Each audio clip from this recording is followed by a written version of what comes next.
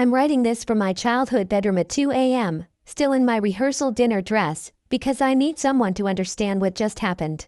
3 days before I was supposed to marry the love of my life, he walked out. Not because of something I did. Because of something my family did 10 years ago that I knew nothing about. His name is Marcus. Was Marcus? I don't even know what tense to use anymore. We met 4 years ago at a hospital fundraiser. He was a pediatric nurse. I was there representing my family's real estate company.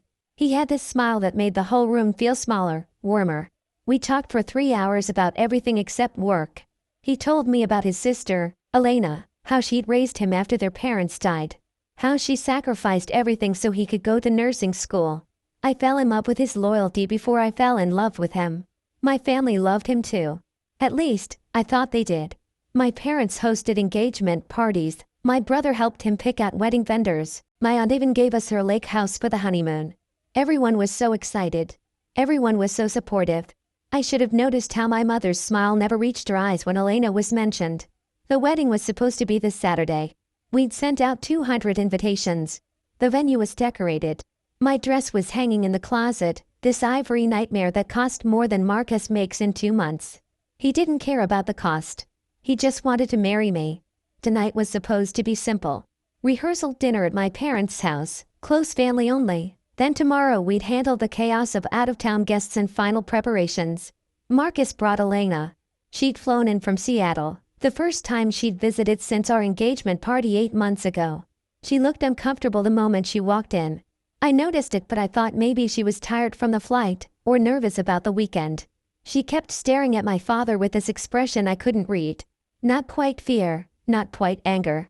Something harder, colder. Dinner was tense.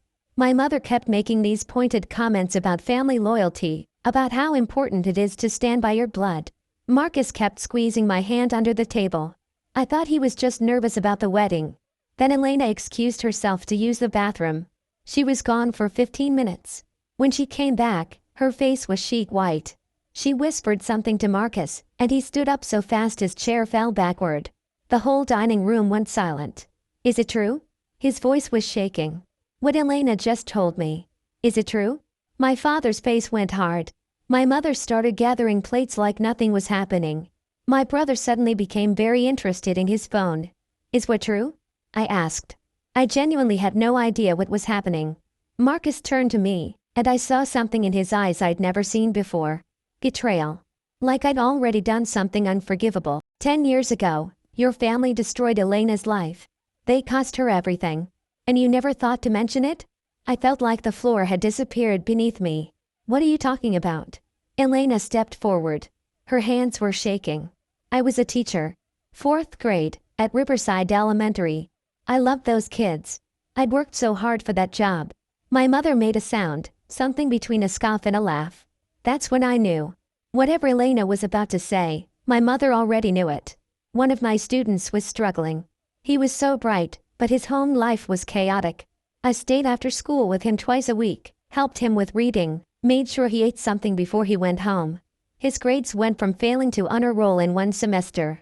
She paused, and I watched tears start sliding down her cheeks. His parents were going through a divorce. Messy, ugly. The father wanted full custody, didn't want to pay support. He needed ammunition against his wife, needed to prove she was neglectful, unstable.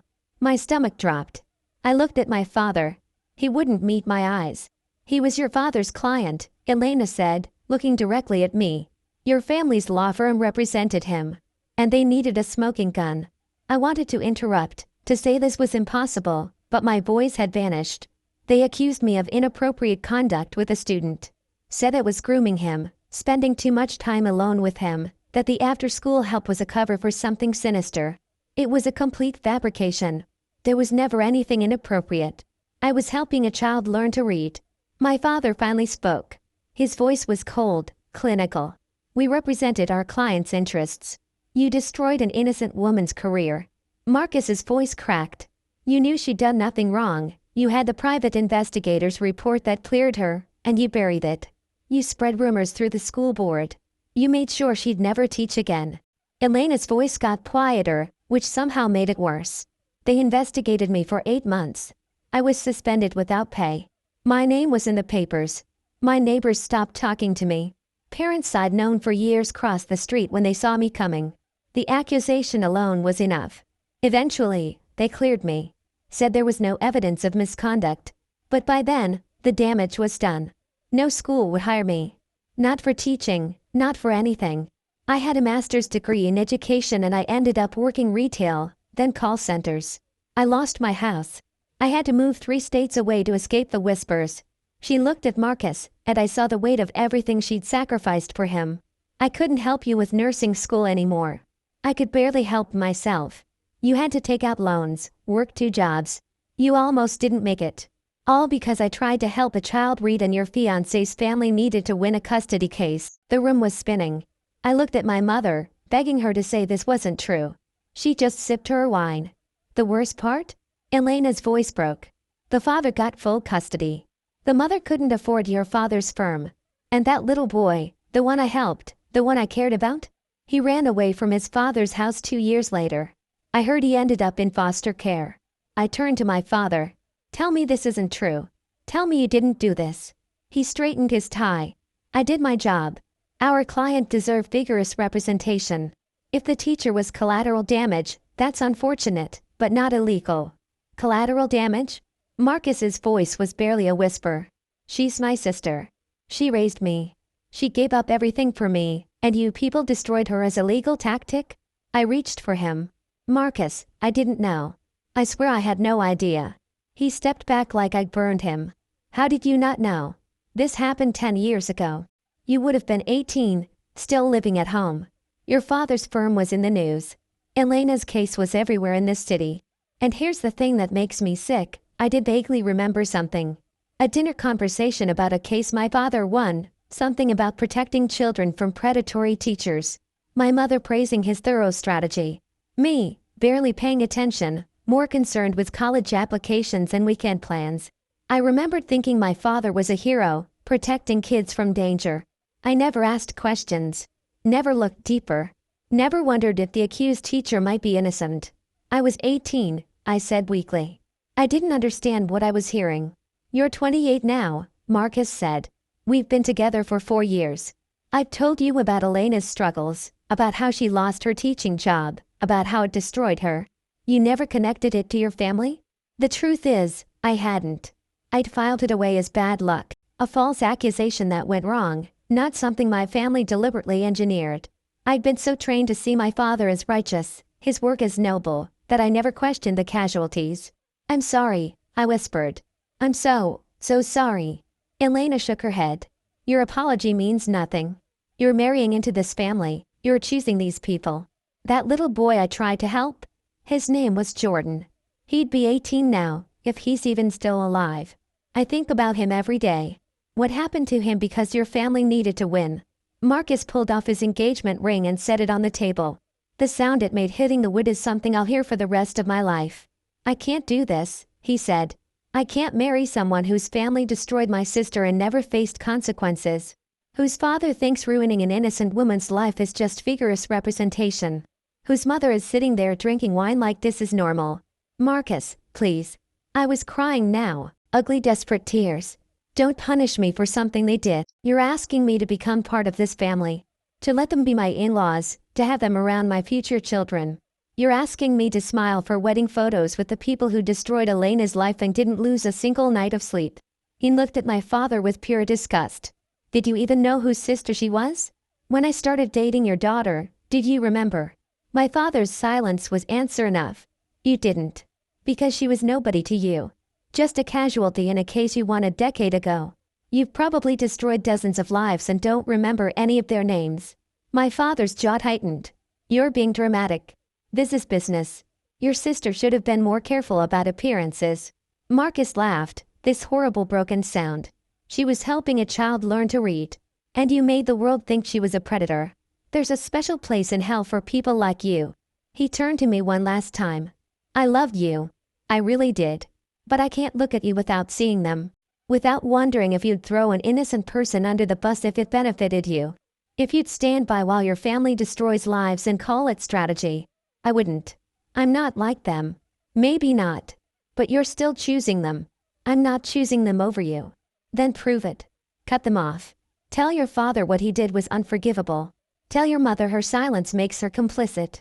Walk away from your family's money and name and marry me anyway. The room went dead silent. My mother's wine glass stopped halfway to her mouth. My brother finally looked up from his phone. My father's eyes were steel. And I froze. I froze because I was looking at my parents, my childhood home, the people who raised me and supported me and loved me. I was looking at the trust fund that paid for my degree, the connections that got me my job, the safety net I'd never questioned. I was looking at everything I'd always known. Then I looked at Marcus, waiting for me to choose him over them. To be brave, to be moral, to be the person he thought I was. And I couldn't speak. The silence stretched for 30 seconds that felt like 30 years. Marcus's face changed. The hope drained out of it, replaced by something worse than anger. Resignation. That's what I thought, he said quietly. Elena touched his arm. Let's go. They walked out together. I heard Marcus's car start in the driveway. I heard it pull away. I heard my future drive away while I stood in my parents' dining room, surrounded by rehearsal dinner desserts and wedding planning binders and the people who raised me to never question their version of the truth. My mother started clearing plates again. Well, that was unpleasant. I suppose we'll need to call the venue in the morning, let them know there's been a change of plans. I stared at her. A change of plans? Mom, Marcus just left me. You'll meet someone else, darling. Someone whose family understands how the world actually works. My father nodded. He was too self-righteous anyway. Made a scene over ancient history. Better to find out now than after the wedding. My brother finally spoke up. I mean, it sucks for his sister, but Dad was just doing his job, right? That's how law works. And I realized I was surrounded by people who genuinely didn't see the problem. Who thought destroying an innocent woman's career was just business. Who measured success in billable hours and court victories and never counted the bodies. I ran upstairs to my room and I've been here for 3 hours, trying to understand how I got here. How I'm 28 years old and just realized my family might be the villains. The wedding invitations are already out. The gifts have started arriving. My dress is hanging in my closet. Tomorrow, I was supposed to have my bachelorette party. Saturday, I was supposed to marry the best man I've ever known. Instead, I'm sitting here realizing that I failed the only test that mattered. That when Marcus needed me to choose courage over comfort, I chose silence. I keep replaying Elena's face. How she looked at me like I was complicit in her destruction just by being born into this family. Maybe I am. I called Marcus 47 times. He's not answering. I drove to his apartment but his car's not there. I texted Elena but she blocked me. My father just knocked on my door to tell me he is contacting guests tomorrow, spinning it as mutual decision to postpone. Making sure the family's reputation stays intact. Already controlling the narrative. I said nothing. Just like I said nothing when it mattered. My mother keeps saying I dodged a bullet, that Marcus showed his true colors, that family always comes first. But sitting here in my rehearsal dress, looking at wedding planning binders full of dreams that died tonight, I keep thinking about that little boy. Jordan. The one Elena tried to help. The one my family used as a pawn. The one who ended up in foster care because winning was more important than truth. I keep thinking about all the other Jordans and Elenas out there, people my family crushed in pursuit of victory while I enjoyed private school and ski vacations and never asked where the money came from. Marcus loved me enough to introduce me to the sister he treasures. And my family loved me enough to destroy her life and never mention it. I don't know which love was real. The wedding is in 3 days, except there's no wedding anymore. There's just me, a designer dress I'll never wear, and the sickening realization that sometimes the person you need to leave isn't your partner. It's everyone you've ever trusted. I didn't sleep. How could I? At 6 a.m., I was still sitting on my bedroom floor, surrounded by wedding planning binders I couldn't bring myself to touch. My phone was full of texts from bridesmaids asking about today's schedule, from vendors confirming final details, from my mother telling me to come downstairs for breakfast so we could handle this situation efficiently. Handle this situation. Like Marcus leaving was a logistical problem, not the end of my entire world. I finally went downstairs around 8. My father was already at the dining table with his laptop, making calls, canceling the rehearsal events, spinning the story.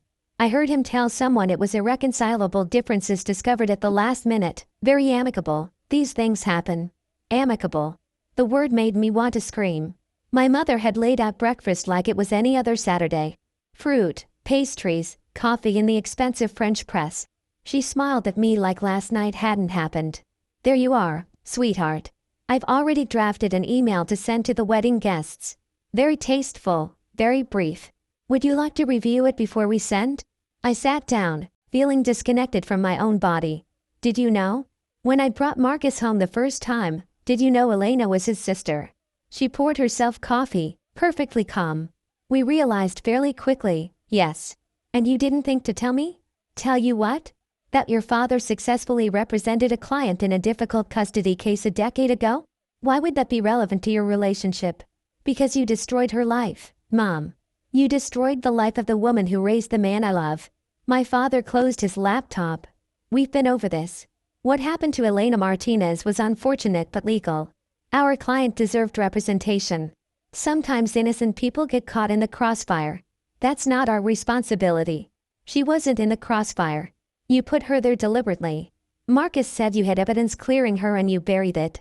My father's expression didn't change. I don't know what evidence he's referring to. The case was settled appropriately within legal boundaries. You're lying. The words came out before I could stop them. Marcus doesn't lie. Elena doesn't lie. You destroyed an innocent woman's career to win a custody case, and you don't even have the decency to admit it. My mother set down her coffee cup carefully. Sweetheart, you're emotional. Understandably so. But you need to think clearly about what you're accusing your father of. I'm not accusing. I'm stating facts. You're repeating what a bitter woman told you. Elena Martinez was investigated by the school board and suspended. There were concerns about her conduct. Whether those concerns were ultimately founded or not isn't our responsibility. We represented our client's interests. And the boy? Jordan? The one Elena was actually helping? What happened to him was in your client's interests. My father's jaw tightened. That child's welfare was between him and his parents. We secured custody for the more fit parent. He ran away and ended up in foster care. After the custody case was settled. Not our concern. I stared at my father like I'd never seen him before. This man taught me to ride a bike, helped me with homework, walked me to school every day until I was 12, told me bedtime stories about heroes who fought for justice. And he was sitting here telling me a child's destruction wasn't his concern. Marcus was right about you, I said quietly. You're a monster who doesn't even know it.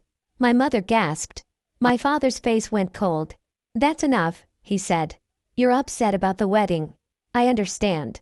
But you will not speak to me that way in my house. Then I'll leave. I stood up. My mother reached for my arm. Darling, sit down. Let's talk about this rationally. You're throwing away your family over a man you've known for 4 years. Think about what you're doing. I'm thinking about what you did. What you've probably done to dozens of people. How many Elenas are out there, Mom? How many lives has Dad's firm destroyed while we lived in this house and pretended he was a good man? My father stood too, his voice hard. I am a good man. I provide for this family. I gave you every advantage. You went to the best schools, had every opportunity, never wanted for anything. And this is how you repay me? By believing strangers over your own father? Elena isn't a stranger to Marcus. And he's not a stranger to me. Or he wasn't, until last night when I proved I'm just like you. You are like me, my father said. Whether you want to admit it or not. You've benefited from my success your entire life. Your education, your job, your social standing. All of it came from the work I do. You don't get to enjoy the rewards and then condemn the methods. The truth of that hit me like cold water. He was right. I'd spent 28 years enjoying the fruits of whatever my father did to earn them. I never asked questions. Never looked at the foundation my life was built on. I was complicit through ignorance, and maybe that was worse than knowing. I need to talk to Marcus, I said. He won't talk to you, my mother said gently. He made his position clear. You need to accept that and move forward. I can't accept it. I love him. You love the life you built together. But that life was always built on sand, sweetheart. He was never going to fit into our world. Better to discover that now. I grabbed my purse and headed for the door. My father called after me. If you walk out that door to chase after him, you're choosing him over your family. I want you to be very clear about that. I turned back. I'm not choosing him over you. I'm choosing to not be you. There's a difference. I drove to Marcus's apartment. His car was there this time. I knocked for 10 minutes before he finally opened the door. He looked like he hadn't slept either. His eyes were red, his hair was a mess, and when he saw me, something in his face just closed off. What do you want? To talk. Please. Just let me explain. Explain what? That you didn't know your family destroyed my sister? I almost believed that. You were always good at not seeing things you didn't want to see. The words stung because they were true. Marcus, I'm sorry. I know that's not enough, but I'm so sorry. For what my family did. For not knowing. For freezing last night when you needed me to speak up. You didn't just freeze. You chose. I asked you to prove you weren't like them, and you couldn't do it. I was scared. They're my family. I've never stood up to them before. I know. That's the problem. He started to close the door. I put my hand out to stop it. I'll cut them off. I'll do it. Just give me another chance. He laughed, this bitter sound that didn't reach his eyes. Now you'll cut them off? After I left? That's not courage, that's damage control. It's not damage control, it's me realizing what matters. What matters is what you do when it's hard. Last night was hard, and you chose them. You don't get to choose me now that it's convenient. It's not about convenience. I love you. I want to marry you. I don't know if I can marry someone I don't trust. The words hit me like a physical blow. You don't trust me? How can I? Last night proved that when your family's comfort is weighed against doing the right thing, you'll choose their comfort every time. What happens when we're married and they do something else horrible? Will you stand by me then, or will you freeze again? I won't freeze. I promise. You already broke that promise. Last night, you broke it in front of my sister while she relived the worst period of her life. I was crying now, ugly desperate tears. Tell me how to fix this. Please. There has to be a way. Marcus leaned against the doorframe, looking exhausted. My sister spent 10 years rebuilding her life from nothing. She lost her career, her home, her reputation, her ability to help me when I needed her most. All because your father wanted to win a case and didn't care who he destroyed to do it. I know. It's unforgivable. It is unforgivable. But what's worse is that your family doesn't think they did anything wrong. They're not sorry. They'd do it again tomorrow if it benefited them. And you grew up thinking that was normal. I didn't think it was normal. I just didn't think about it at all. Exactly. That's the privilege of being on the winning side. You don't have to think about the people you crush because you never see them. He was right. I'd spent my whole life insulated from the consequences of my family's success. The Jordans and Elenas of the world were abstractions, not real people with real pain. Until one of them became the sister of the man I loved. Elena wants nothing to do with you or your family, Marcus said. She told me last night that if I married you, she'd cut me off. I'm all she has left, and she can't stand the idea of me becoming part of the family that destroyed her. So I have to lose you because of something my father did before we even met? No. You have to lose me because when given the choice between right and wrong, you chose silence. That's on you, not your father. He stepped back and closed the door. I heard the lock click. I stood in that hallway for 20 minutes, crying, before I finally went back to my car.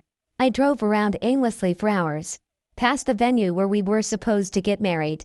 Past the restaurant where Marcus first told me he loved me. Past the park where he proposed. Every place was haunted now. Every memory contaminated by what I knew, by what I'd failed to do.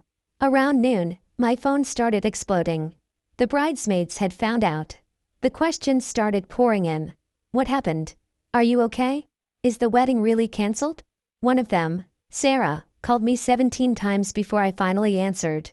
Oh my God, are you okay? Your mom's email said you and Marcus split up. What happened? I couldn't tell her the truth. How do you explain that your family destroyed your fiancé's sister's life and you didn't know because you never bothered to ask questions? It's complicated, I said. Was he cheating? Did you find something out? No. Nothing like that. It's family stuff. I can't really talk about it. Family stuff? Whose family? Mine. There was a pause. Sarah knew my family, had been to dinners at my parents' house, knew my father's reputation. What did they do? Something unforgivable. Years ago. To someone Marcus loves. And he's blaming you for it? The defensiveness in her voice reminded me of my mother. Circling the wagons, protecting family, assuming the other person must be wrong. He's not blaming me for what they did. He's disappointed that I didn't stand up to them when it mattered. That's not fair. They're your parents. They destroyed an innocent woman's career, Sarah. They ruined her life as a legal strategy. And when Marcus gave me the chance to condemn it, I said nothing. Another pause, longer this time. I'm sure there's more to this story, she finally said. Your dad wouldn't just destroy someone for no reason. And there it was. The same instinct I had my whole life. Assume the best about the people you love. Assume there's an explanation. Assume the victim must have done something to deserve it. There isn't more to this story, I said. My dad's firm represented a client in a custody case. They needed to discredit the mother, so they destroyed the reputation of the kid's teacher. She was innocent. They knew she was innocent. They did it anyway because winning mattered more than truth. I'm sorry you're dealing with this, Sarah said, but her tone had changed. Cooler. More distant. But maybe Marcus is being too harsh. It's not your fault what your father did. I have to go, I said, and hung up. Over the next few hours, I had similar conversations with 3 other bridesmaids. They all said basically the same thing. It's not your fault. Marcus is overreacting. Your family wouldn't do something truly terrible. There must be an explanation. No one wanted to believe that my father was capable of deliberately destroying an innocent person. Including me, until last night. By evening, I was back at my apartment. The one Marcus and I were supposed to give up this week, moving into the house we'd bought together.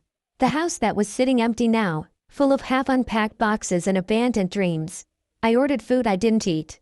Scrolled through photos of us on my phone. Looked at the calendar where Saturday was marked wedding day in hearts. My mother called around 8. We've contacted all the vendors.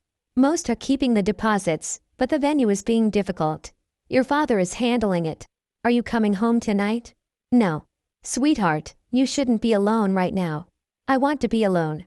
I'm worried about you. You're not thinking clearly. I'm thinking more clearly than I ever have. If you're thinking about contacting Marcus again, please don't. Give him space. Give yourself space. In a few months, you'll meet someone new and this will all seem like it happened to someone else. I don't want someone new. I want Marcus. Then you want something you can't have. The sooner you accept that, the easier this will be. I hung up on her. At midnight, I did something stupid. I drove to Elena's hotel. I didn't know which room she was in, so I called from the lobby phone and asked to be connected to Elena Martinez. She answered on the 3rd ring. When I said my name, I heard her sharp intake of breath. What do you want? To apologize. In person. Please. Just give me 5 minutes. I don't want your apology. I know. But I need to give it anyway. There was a long silence. Then, room 412. You have 3 minutes. She opened the door already angry, arms crossed, face hard. The elegant woman from last night was gone, replaced by someone carved from ice. Talk fast. What my family did to you was evil. There's no other word for it. They destroyed your life to win a case, and I didn't know, but I should have. I should have paid attention. I should have asked questions about where my comfortable life came from. Is that supposed to make me feel better? No. Nothing can make you feel better. But you deserve to hear someone from my family admit it was wrong. Your family doesn't think it was wrong. That's the problem. I know. I had breakfast with them this morning. They think they did nothing wrong. They think you're being dramatic. They think Marcus is overreacting. Elena's expression flickered, something that might have been vindication. At least you see it. That's more than I expected. For what it's worth, I'm cutting them off. I'm done with them. She laughed, harsh and bitter. Are you? Or are you just saying that because Marcus left you and you're desperate? Maybe both. Maybe I'm only brave enough to do the right thing now that I've already lost everything. But I mean it. I can't be part of a family that thinks what they did to you was acceptable. What they did to me, Elena said quietly, was teach me that the world doesn't care about the truth. It cares about who has better lawyers, more money, more power. Your family had all 3. I had none. So I lost everything, and they went on with their lives like I never existed. That little boy, Jordan. Do you know what happened to him? Her face crumpled. For a moment, I saw past the eyes to the teacher who cared enough to stay after school, to help a struggling child read. I tried to find out, after everything settled. The father, your father's client, he had full custody for 2 years. Then Jordan ran away. Went into foster care, bounced around for a while. I heard through a friend at the school district that he aged out of the system at 18. No college, no support. Just thrown into the world. Do you ever think about contacting him? Explaining what happened? Every day. But what would I say? Sorry I tried to help you and it ruined both our lives? Sorry the people who destroyed me get to live in mansions while we're still putting our lives back together? I could find him, I said suddenly. I could use my family's resources to track him down, make sure he is okay. Elena stared at me. Why would you do that? Because someone should. Because he deserved better than what happened to him. Because maybe I can't fix what my family broke, but I can at least try to help clean up the wreckage. Your family's resources are built on destroying people like Jordan and me. You understand that, right? Every advantage you've had came from someone else's suffering. I'm starting to. She studied me for a long moment. Marcus really loves you. Loved you. Past tense, I guess. I really love him too. Not enough to choose him last night when it mattered. I froze. I've never stood up to my family before. I didn't know how. That's not Marcus's problem to fix. He spent his whole life dealing with the fallout of what your family did to me. He worked 2 jobs through nursing school because I couldn't help him. He watched me fall apart and try to rebuild. And you want him to forgive that because you were scared? No. I want him to give me a chance to prove I'm different than I was. You're not different. You're just finally seeing who your family is. That's not growth, that's reality catching up to you. The words hurt because they were true. Your 3 minutes are up, Elena said. Don't contact me again. Don't contact Marcus again. Leave us alone. You've done enough damage just by existing. She closed the door. I stood in that hotel hallway, staring at the number 412, understanding that I'd lost Marcus forever. Not because of what my family did 10 years ago, but because of what I failed to do last night. I drove home and found a box on my doorstep. Inside was every gift I'd ever given Marcus. Photos, letters, the watch I bought him for his birthday, the blanket we'd shared on camping trips. Everything that proved we'd existed together, returned like unwanted mail. At the bottom of the box was the engagement ring and a note in his handwriting. You wanted me to believe you're not like them. But when it counted, you were exactly like them. You chose comfort over courage, family loyalty over truth. I can't spend my life with someone who'll only do the right thing when it's convenient.